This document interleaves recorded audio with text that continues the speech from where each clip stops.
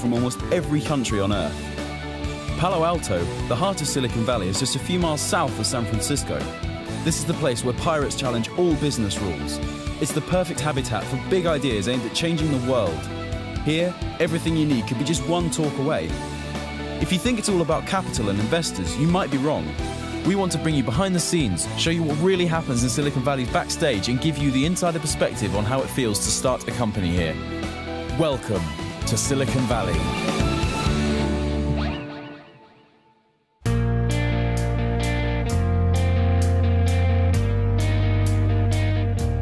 To discover how Silicon Valley really works, we interviewed a diverse group of people in the Bay Area.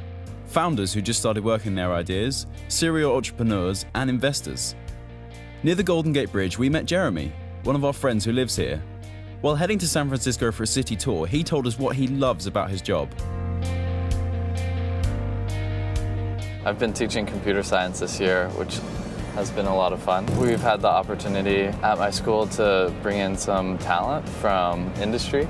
Like there's a guy from Salesforce and Yammer and Apple and Twitter who all come and actually co-teach a class with me. They come in a couple times a week and teach computer science to students who otherwise wouldn't have the opportunity in a public school. It's pretty cool to have top executives teaching you how to code in high school. Why are so many people flying over from everywhere in the world to build their company here? We stopped by Runway, a well-known incubator in town, to ask people like Justin, who moved here to create Birdie, an innovative smoke detector successfully funded on Indiegogo. It's amazing to be around other people who are going through the same things as you, to be in the same space where people are tackling the same type of issues as you on a day-to-day basis, and on the same level of crazy as you, to be doing what you're doing. It makes life a lot easier. Right now it's 7 p.m. and I'm eating dinner out of a carbo carton, which is totally awesome because everyone else is doing it here. It doesn't matter. There's a bit of a DNA in this place for people who audaciously risk-taking, just pioneering, looking at what the next big thing is. You can see an executive from Twitter walking outside next to a homeless person, and sometimes it's hard to tell who's the crazy one. A few desks away, we met Hon, who also relocated to San Francisco to build his startup. It's about March of last year, and I was in Houston at the time, and then we decided, you know what, if we're gonna swing for the fences and go all out, we wanna be where all the action is, and that's here in San Francisco. We moved here July of last year. I literally quit my corporate job, jumped on my motorcycle, packed my bags, and just rode out here. You know, back in Houston, I feel like there's maybe one startup event every month. Out here, there's like 3 startup events a day, right? There's so many great companies out here, so many great people, so many great mentors out here that, yeah, like I don't think our startup would be where it is if we hadn't been out here. There's so many of those serendipitous moments that have happened that have definitely given us a step up for our startup. 6 months ago, my co-founder and I went to a hackathon here in San Francisco, and you know, we just went to it for fun. And then it was thrown by Jason Calacanis, and then I just had a chance to meet some of his team members, and they said, hey Hon, you should check out our launch festival. You know, it's, you know, hundreds of companies apply every year, but they only pick 40 to present on stage. So I said, hey, why not? I applied for it, and a couple months later, we were literally on stage in front of thousands of people launching our product. So again, like that would have not have happened if we were anywhere else. This guy is pure energy. That's the right spirit to start a new company. We found the same grit and determination in other local entrepreneurs. But before we meet them, let's enjoy a breath of California. I'm on top of the world, now I'm living, and the good just gets better, keeps on giving. Not even close to the end, it's just beginning. Life is getting while the days are getting brighter, yeah. And it's a good, I won't even worry anymore. Took all my cares, still can kick them all out the door. Go on and try, come and tell me what you're waiting for. Move and keep them going till your life is overflowing, yeah. After this wonderful outing, we met Tony, another entrepreneur full of energy and determination. Tony is the co-founder and CEO of Hack Reactor, a new school teaching people how to program at a high level in just 3 months. You get so emotionally attached to what you're doing and who you're doing it with. Sometimes you end up here at 1 or 2 in the morning working with a student just because you want to make sure they get it, and you're going over something a 3rd or 4th time and they have that aha moment, but now it's 2 in the morning, both of you are exhausted. To be honest, I made the decision more than I would have liked to just crash at the office and pass out here. and wake up, in the same clothes and go to the gym, take a shower at the gym, and come back and just teach again. I didn't go home and spend a night in my room for something like 3 months at one point. And none of the other founders were either. We were all just fully invested in working here, helping the students, and really living the experience of being around the people that we think we're having an impact on. It doesn't matter how hard it is to build your company, you have to be ready to do everything it takes to get there. This is the place for the crazy ones, those who believe so much in what they're doing that they will make it happen. If you think your idea is complex and too hard to do, you have to meet Nadir. I think the best place to make your ideas happen is Silicon Valley. So I came here November of last year, 2013, got funding to build rockets by myself. Wait, what? This guy's building rockets with 3D printed engines. So here we are. Please come in. Here we're building a test stand. A test stand is basically something that doesn't fly, but it will allow us to test the rocket engine with liquid oxygen and propane. Make sure that our engines work before we put them into the rocket itself. We're keeping that part empty so we can actually start putting the rocket on this side, and eventually this is going to be a transporter, erector launcher for the actual rocket when the testing is done. While talking to him, we found that Nadir's interest in rockets started when he was 7, and now he's trying to send nanosatellites into orbit at low cost.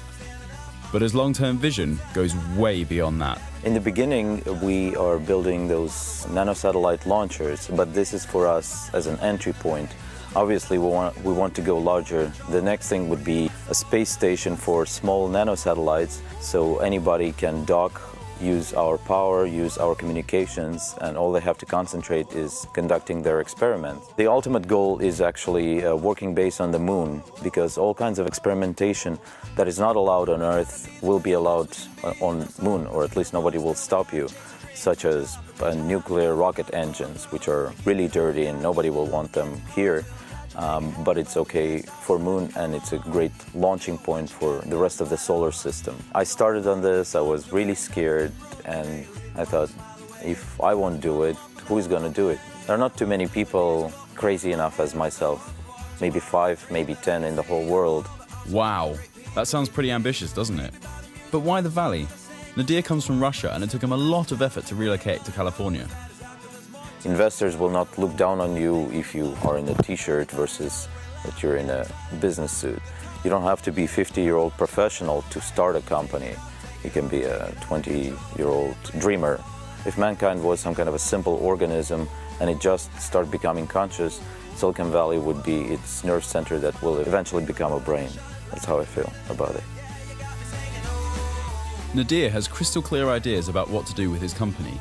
Maybe this is one of the reasons why Tim Draper decided to support him. Tim is one of the most well-known investors here, and he recently founded Draper University, a new school that teaches people how to turn their passion into successful companies. After a beautiful car ride to San Mateo, we had a quick chat with Charlie, program manager at Draper University, about what really makes Silicon Valley such an amazing startup paradise.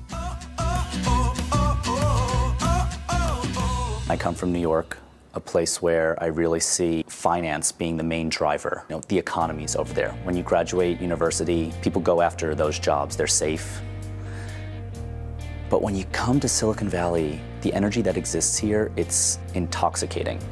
And it's because you're not sitting behind a desk from 9 to 5. You're going after what you want to go after. And it is about meritocracy. Do you have an idea? Can you do it? Can you put together the right team? Anybody is going to listen to you. It doesn't matter if you're 16 years old, or if you're 35, or if you're 70 years old. If you can do that, people will listen to you. And we really see that through passionate people. That's what I love about this place. It's that we can put all these different people, no matter where you're from, how old you are, into the same room. They can talk to each other because they all know that at the end of the day, they can go after whatever they want, and they're not chained to anything. They're just gonna follow their hearts. It doesn't matter if your name is Jeremy, Hon, or Nadir. Not even what you wear or what car you drive. Here in the Valley, the only things that matter are what you want to do and how you are doing it. How Jeremy successfully invited top executives to co-teach coding classes with him, or how Nadir made his dream of building rockets a reality are just some of the examples of how the local mindset and supportive attitude could make the difference between something you believe is impossible and making it happen. We met Eric Simmons in front of the beautiful Apple store in Palo Alto. He accepted our interview even though he didn't know us very well. When he said he lived in a hacker house, we knew we couldn't miss going there. It was the first office of our first company. And so what ended up happening is we ended up, we had a lot of extra room, and so we started letting other people like live in the house. For us, I mean, the advantage was, you know, one, our rent was cheaper because other people were paying for rent. But two, we just had a whole bunch of like bright people, you know, all continually hanging out with us and like seeing what we were working on. And so, you know, we became friends with them, and you know, a handful of them ended up like working with us on various things. And yeah, now it's like it's kind of like a real community now. But yeah, so Tim Cook lives on our street. He's like 4 or 5 houses down or something like that. And so how we found out is one day we were coming home from getting lunch or something. Tim Cook was like getting out of his car, and I was like, we were like talking, and we were like, whoa, holy shit, that's Tim Cook. But one of the kids who was an intern at the time started like almost like stalking him and like waiting for him to like come out and like go get yogurt and stuff. So because he like wanted to shake his hand, and like Apple security came to our door and was like, yeah, like you guys need to stop like following Tim around. It was pretty funny. So this is our house, by the way. We weren't preparing for anyone to be here. So this is the front house. So we have a kitchen and we have a bathroom and all that sort of good stuff. And so down here we have the back house. So yeah, so this is the back house. This is where a handful of us work out of. So again, like a work environment here, whiteboard, all that good stuff. Yep, kitchen, rooms. You should get a shot of this. So we have a pretty sweet shower curtain. Teenage Mutant Ninja Turtles. This is our house. This is like where you know, a lot of people work out of and do startups and all that sort of stuff. Eric is a young entrepreneur who is well known to have slept in the AOL offices for a few months just to keep working on his company since he had no money left for rent. It was very much like a temporary solution that just became an extended temporary solution for like 3 months. Our company was just broke, and I wanted to keep working on our product. And that's so every morning I would go and like run or do some sort of workout, right? And then they have a shower there with free toothpaste and shaving cream and like it's like everything, right? And then they also have lockers that no one uses. And so what I just took like 3 lockers and just had like t-shirts and shorts, long pants and socks, and then other, right? And I just like took all 3 lockers, and that's where I like kept my stuff. But I was like trying to like fly under the radar, Or at least a handful of people have told me that living out of AOL was like crazy, like in perhaps in a bad way, right? Like create huge risk, very little chance of reward, right? Which is very true.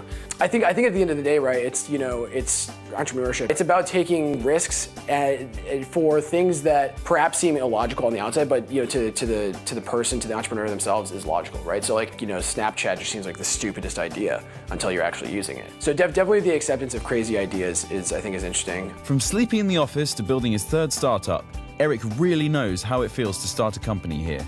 Most of the people I meet here they genuinely want to help you. Like other entrepreneurs want to help other entrepreneurs. My friend Michael Carter, who originally kind of like taught me this mentality, the way he put it was, okay, I was like, dude, like thank you so much for like helping me, figure out how to like put together a seed round. Like, how can I like help you? And his response was, if my company goes under and your company is like $1 billion company, I would hope that I'd be your first hire, right? When my company went under.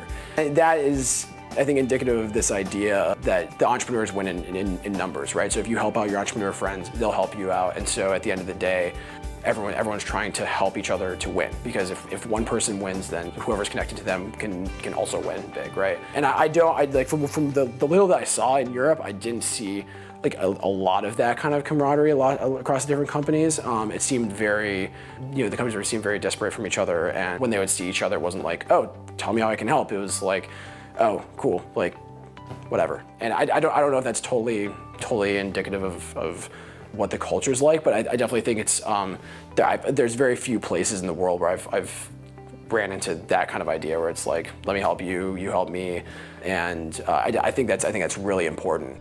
It seems Eric really knows what he's talking about. What we found incredible is how this 22-year-old already understood what it takes to start a company. I think in most cases, being like a good entrepreneur has more to do with endurance than sprinting, right? And so the people that I've met that do really well are the people that can just keep grinding away despite all the crazy, horrible stuff that happens at their companies and all the hard stuff that they go through. The hardest part is probably just like knowing that. The hardest part is just diving in, right? You know, it's like when you're on the edge of the dock, jumping into a cold lake. You know, a lot of people won't dive in if they know that they're gonna have to stay in it, you know, for a long period of time. But I think once you're in, it's, you know, it's the water, you know, you get acclimated to the water. We felt at home visiting Eric's hacker house. It's just a normal house where a few guys are building some new and cool things. Knowing this, Apple starting in a garage may be more routine than extraordinary. You don't need a fancy office to change the world. Starting a new company pushes you way beyond your comfort zone. Success isn't only based on your education or work experience, it's also wired to your emotional state and internal motivation. My name's Ramona Pearson. I'm the CEO for Declara. We're building a platform so people can build their inventions on top of our platform that would help people learn. When I was 22, I was hit by a drunk driver and woke up 18 months later from a coma and found myself a few years later at a senior citizens home because the hospital had given up on me and didn't think I would thrive.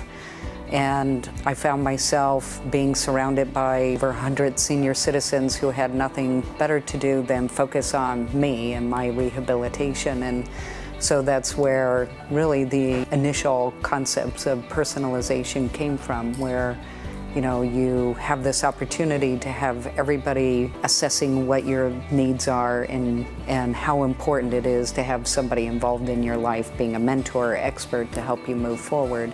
So if it wasn't for those senior citizens, I wouldn't be here today. And it's been really a motivation in how we think about the architecture of our platform. When you think of entrepreneurship, there's a sense of risk-taking that you have to be able to take. And we have to help young people have this intuition to be able to trust themselves and to be okay taking risks. Eric's risk-taking attitude, Ramona's internal drive and determination. Those are some of the most common characteristics of the entrepreneurs we've met here. And the more we dive into the heart of Silicon Valley, the more we notice them. If you're willing to take risks and want to build something important, you might really change the world. We met Danielle, a young scientist who has dedicated her life to technology and research. She went to college at 12 and started a plasma physics PhD at Princeton at 17. What we're trying to do is to make it possible for renewable energy to power 100% of a given electrical grid, and to do so economically. Danielle has been working for several years on a compressed air energy storage technology. If you think it's impossible, tell that to Vinod Khosla, Peter Thiel, and Bill Gates, who have invested $43 million in her company. The huge advantages of our technology is that it uses components that are found in diesel gensets, found in automotive engines. There are plants available at such immense scale that you don't need that many of them to match the entire amount of electricity being added to the grid every year. A standard automotive line puts out about 1,600 engines per day. That's about 40 gigawatts per plant. So if you had 5 of those, it would match the 200 gigawatts of electrical power added to the grid every year. You could power the world with that. We hope that it'll be the technology necessary to actually transform the world 100% to renewables. Obviously that doesn't happen alone, but this was the missing link. So we hope to provide that. This technology required huge investments with no returns for many years, the kind of investments only Silicon Valley can provide. We talked to Michael, whose VC firm invests in high-growth companies. He has been advising fast-growing startups for 2 decades and wrote the bestseller book, Finding the Next Starbucks. I think what makes the Silicon Valley VC unique is really, it's not about the capital. It's really about how do you help the entrepreneur bring his idea or her idea to life. And it's everything that goes along with that. So whether it's the network and relationships, or whether it's ideas, the VC's role here is to help that entrepreneur be successful. But why are people here investing in such risky technologies? Well, I think one of the key aspects that the venture capitalists in Silicon Valley promote is really the idea of risk-taking and the idea of it's okay to fail. A lot of places, people look at if a company that has to change its business plan or has to even close its business as being, the worst thing that ever happened. But I think what people have figured out here is that that experience is all on the path of being successful. This is not an area that supports incremental type of ideas. It's not a place where we celebrate companies that have nice little niche businesses that make the handful of people happy. This is an area that is about, let's give you some gas for your tank, but you're going to put your foot on the pedal and you're going to go as fast as you can go. Not just entrepreneurs, but investors here are also willing to dive in. They jump out of the plane together, believing they can build a parachute on the way down. Silicon Valley really supports big ideas that can change the world and push humanity forward. It's important not to forget that all this technology, capital, and talent should be focused on solving the biggest challenges facing society today. Liquidity is a company based in the Bay Area that is now working on a new technology that could solve water supply problems just a few years from now. Victor is one of the founders. What this technology is for the first time at extremely low cost, about a penny a day, you can actually get pharmaceutical grade water for next to nothing, using no chemicals, no electricity, and no pressure. I think the motivation that inspires companies like Liquidity, as well as all the countless people trying to build these great startups, has to come from inside. It's an intrinsic motivation. It's a desire to try to build something great, to try to create a dramatic impact in the world. And that really is, if you look at human life, if you look at the things that really matter, there's only a few things that really, really matter to human life. And clean water happens to be one of them. I think the last several years with this great wave of companies in social media has been fantastic. But my deep, deep hope is that it's the practice round. I think if I look at the millennial generation, and they've really gone on, very deep into entrepreneurship, and they've gotten very excited about this. But you look at the really big problems in the world, and my hope is that the last few years was a practice round for the really big stuff. You think about hunger, water, shelter, basic levels of reducing poverty around the world. I was in Hong Kong recently, and people asked a successful entrepreneur what he felt was the #1 obstacle to entrepreneurship in Hong Kong, because Hong Kong is a great economic capital, but not known as much for being an entrepreneurial capital. And it was interesting because the people asking the question were expecting an answer. They were expecting him to say, well, we need more, initiatives. We need more government funding of research and incubators. And you know what he said? One word. He said parents. He said the parents were the single biggest obstacle to building entrepreneurship in Hong Kong. And what he meant is that every time a young person wanted to start a company, they couldn't get permission from their parents to do it. The parents would say, well, go work in an investment bank or go work in a trading house. And if you think about that, if the #1 biggest thing is parents, then that means it's all in here. And we've been putting all of our efforts on trying to do other things, but ultimately it's a cultural change process. So if you're trying to build ecosystems, you've got to change the wiring in the human mind. When people think of Silicon Valley, and you ask the people here, this place like this, and you say, what is Silicon Valley? And they'll tell you, in some way or other, they'll say the same thing, which is, it's actually not a place at all. It's a state of mind. And so if states of mind are fundamentally what cause places like this to emerge, then how do you recreate states of mind everywhere else? Because you never know where it's going to come from. Changing states of mind drives macro-scale economic development and creates jobs and lifts people out of poverty. That's revolutionary. It's actually radical. And that, I think the need for that message to get out to people that are leading systems, leading governments, leading our communities is critical, because that's the future. Silicon Valley is not just a place, it's a state of mind. You feel it talking to people, sitting in a cafe, looking into someone's eyes. You know you can trust them. You know you can make it happen. The energy you get is limitless. But the true secret is that wherever you go, you can bring the Silicon Valley spirit with you. Its energy is contagious and will never leave you. You don't have to be there to build something meaningful. You don't have to be there to be successful. If you're in a city where there's no access to capital, there's no access to incubators, there's no access to co-working spaces, guess what? You're like 99% of the rest of the world. Fly into Silicon Valley, attend to some events, meet a bunch of people, grow your network, learn from everyone, go back home and get to work.